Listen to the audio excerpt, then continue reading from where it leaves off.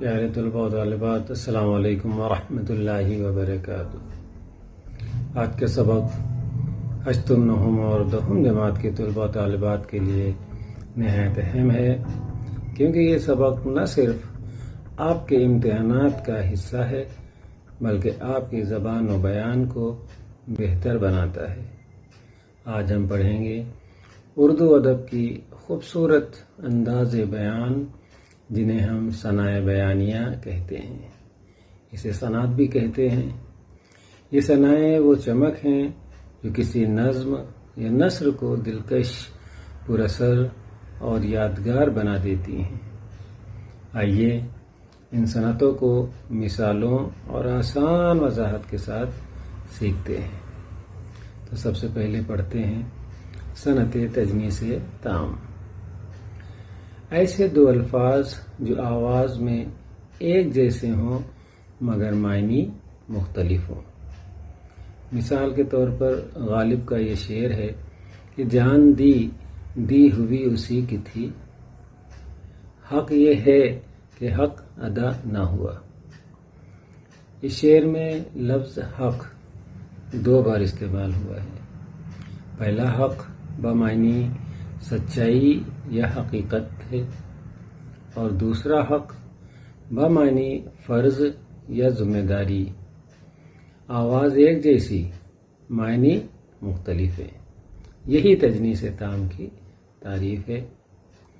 Number 2، صنعت مرعۃ النظیر۔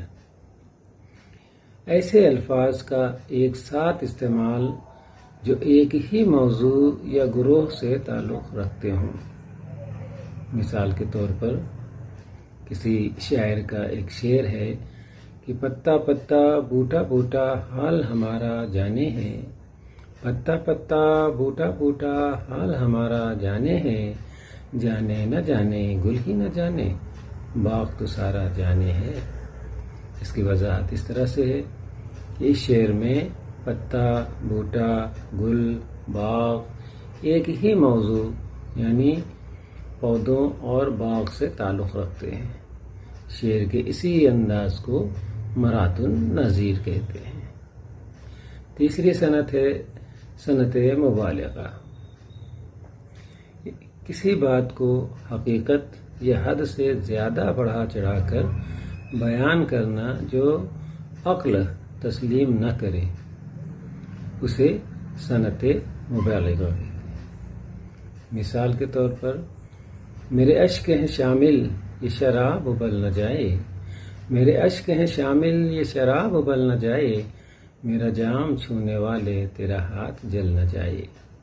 اس کی وضاحت اس طرح سے کر سکتے ہیں کہ یہاں آنسو غم کی شدت ظاہر کر رہے ہیں، اسی کو صنعت مبالغہ کہتے ہیں۔ چوتھی صنعت ہے صنعت تضاد۔ جب شاعر اپنے کسی شعر میں دو الفاظ ایسے استعمال کرتا ہے جو ایک دوسرے کی ضد ظاہر کرتے ہیں۔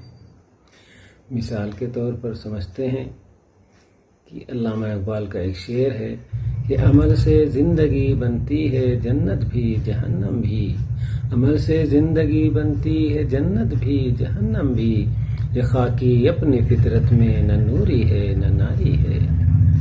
وضاحت اس طرح سے اس کی ہے، اس شعر میں جنت، جہنم اور نوری، ناری متضاد ہیں۔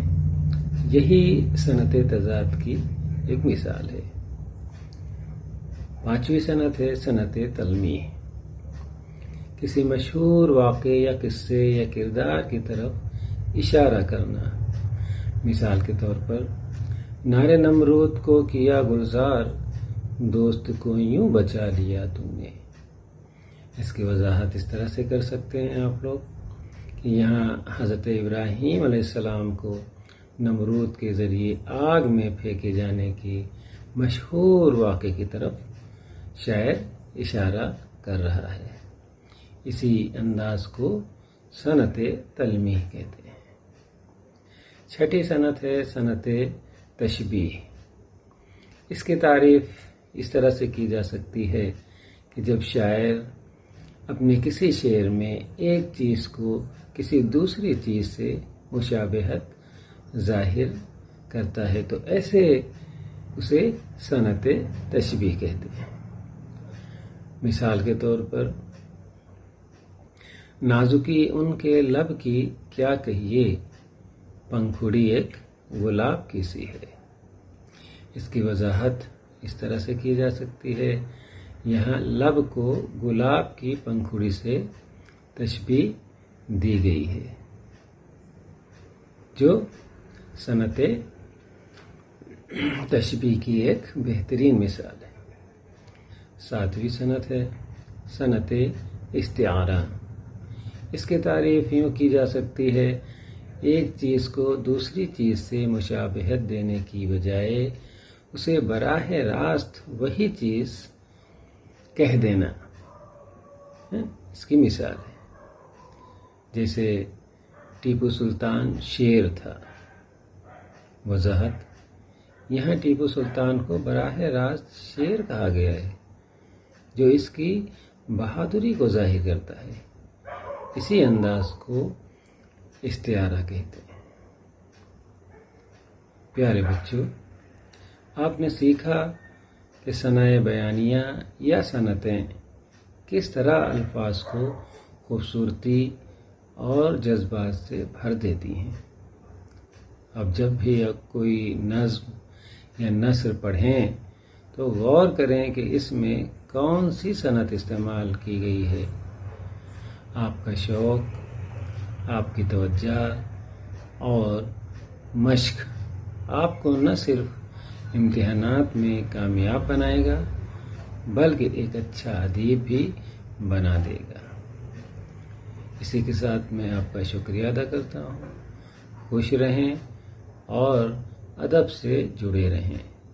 ملتے ہیں کسی اور عنوان کے ویڈیو کے ساتھ، تب تک کے لیے خدا حافظ۔